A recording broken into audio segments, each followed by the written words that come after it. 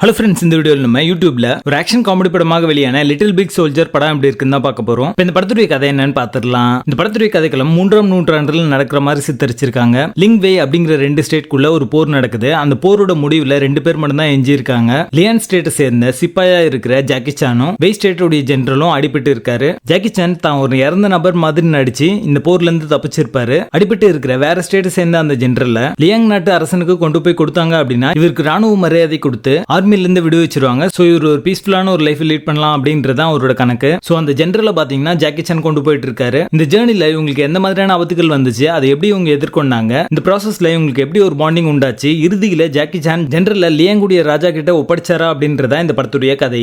படத்துடைய story line அப்படின்றது புதுசு இல்லை. இருந்தாலுமே இந்த படத்துடைய ஸ்கிரீன் பிளே பாத்தீங்கன்னா ரொம்ப நல்லாவே பண்ணிருப்பாங்க. அதுதான் இந்த படத்துடைய பலம் அப்படின்னே சொல்லலாம். அதே மாதிரி ஜாக்கி சானோட கேரக்டர் பாத்தீங்கன்னா ரொம்ப ஸ்ட்ராங்கா வந்து வடிவமைச்சிருக்காங்க. அது டிசைன் பண்ணதுக்கு ஏற்ற மாதிரி ஜாக்கி சான் சொல்லவே தேவையில்ல, ஒரு சூப்பரா நடிச்சு கொடுத்திருக்காரு.